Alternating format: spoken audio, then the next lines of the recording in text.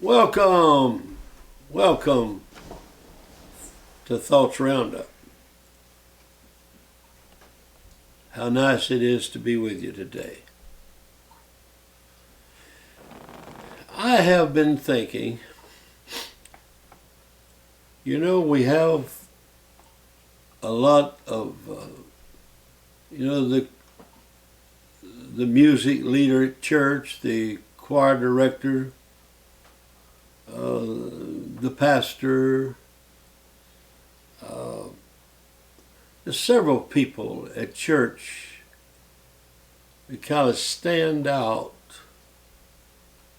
and gets all kinds of bragging on, let me say. Well, I've been thinking about the Sunday school teachers. Sunday school teachers. You don't hear the Sunday school teachers are never. It seems like they're never just brought forward and praised a lot. There's several Sunday school teachers, so it's not just one. You don't say, well, our Sunday school teacher is. You've got several. And they're pretty well in the background. But I want to tell you something. Sunday school teachers wind up being next to mom. Children, and when they get old and they think of church, a lot of times their minds don't go back all the time to the pastor. It doesn't go back to someone that was out front. It goes back, I remember my Sunday school teacher. I remember what my Sunday school teacher said. I remember what my Sunday school teacher taught us. Do you realize that when you're in that class,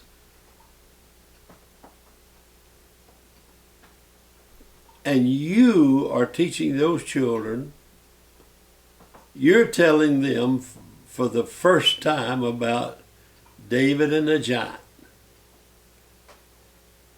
And of course, you always relate it. And this sticks in, what would it be like? We all know about David and the giant. We never quit preaching on it, never quit teaching on it, always bringing it in to make a point. But what if you were the first one that ever told about David and the giant? You're the first one that ever,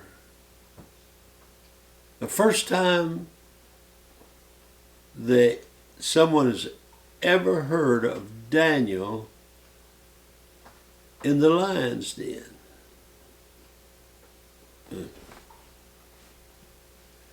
Boy,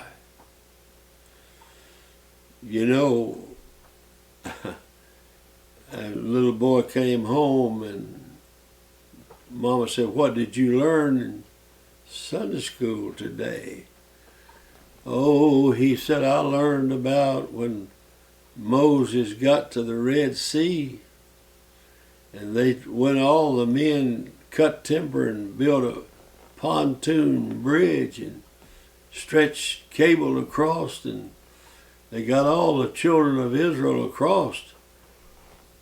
And Mama said, now, son, are you sure that's what your teacher said? He said, no, if I'd have told you what she said, you sure wouldn't have believed that. And they walked across on dry ground. Well,